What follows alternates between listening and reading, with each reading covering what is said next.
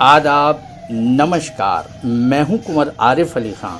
कलम की ताकत न्यूज़ में आपका स्वागत है।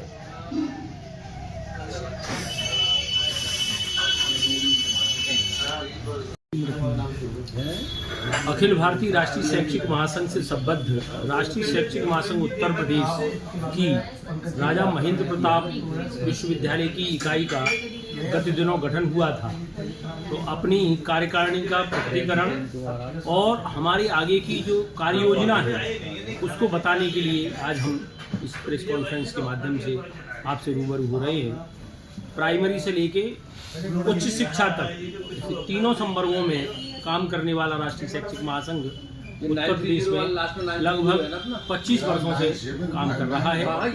अभी हमने जो रचना बनाई है तो प्राथमिक स्तर पे तो सारे विद्यालय रहते ही हैं, माध्यमिक में जितने विद्यालय हैं सीबीएसई है, वित्तवीन है, सवित है, वो सारे रहते हैं। लेकिन हमने जो उच्च शिक्षा की योजना बनाई है उसको हमने विश्वविद्यालय वाइज मानी विश्वविद्यालय अनुसार हम उसका कार्यकारिणी का गठन करते हैं।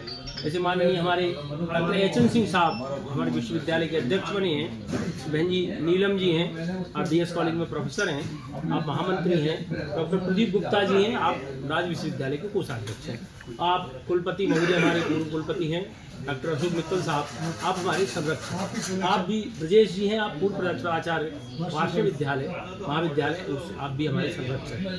हम जो है पहले कक्षा में पढ़ाई तब अधिकारों की लड़ाई, सब लोग जो है केवल अपने अधिकारों की ही बात करते हुए हैं, लेकिन राष्ट्रीय शैक्षिक महासंघ का ये मानना है कि हमारा एक बहुत बड़ा दायित्व, बहुत बड़ा कर्तव्य इस समाज की और राष्ट्र के प्रति है। जैसी शिक्षक के बारे में एक धारणा है कि वह राष्ट्र निर्माता होता है, तो हम उसी पोजीशन में थे और रहें। जो हमारा पहले जो हमारा गौरव था, शिक्षक को जिस दृष्टि से, जिस सम्मानजनक दृष्टि से देखा जाता था, वह पुनः उसी तरह से देखा जाए और शिक्षक अपनी गरिमा के साथ उन छात्रों को अपने रूप का उनमें उतार के और इस देश का, समाज का निर्माण कर पाए, ऐसा राष्ट्रीय शैक्षिक महासंघ। सर, अभी पेंशन के बारे में अभी चल रही है, अभी तक प्रक्रिया पूरी नहीं हो पाई है, तो उसको लेकर आप तो पुरानी पेंशन या पुरानी पेंशन नहीं, पुरानी पेंशन की मांग हमारे नंबर 1 पे है कि कर्मचारी जो जीवन भर काम करता है तो वह काम करने की मुझे उसका एक सोच रहता है कि जब हम सेवानिवृत्त हो जाएंगे तो एक पेंशन के सहारे हम अपने शेष जीवन का निर्वाह करेंगे।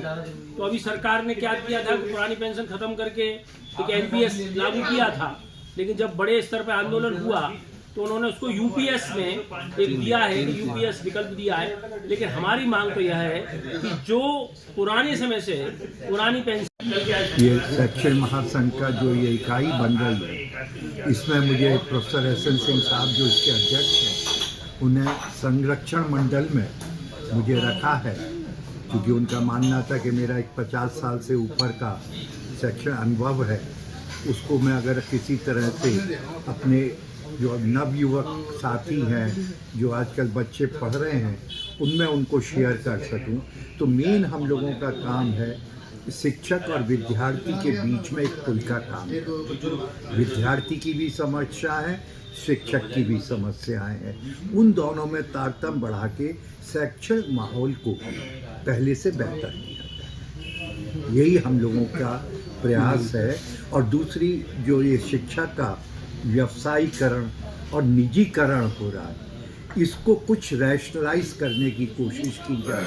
सिंपली अब जितने भी हैं राज विश्वविद्यालय कमा रहे हैं, निजी विश्वविद्यालय हर साल 5-6 प्रदेश में आ जाते हैं और उनकी जो गति है वो अब किसी से छुपी नहीं है। इसलिए हम लोगों का एक ये भी मानना है कि किसी तरह से इस व्यवसायीकरण को, निजीकरण में कोई उसका एक रैशनल, एक कोई वाइट पेपर बनना चाहिए, उसके हिसाब से काम होना चाहिए। ठीक।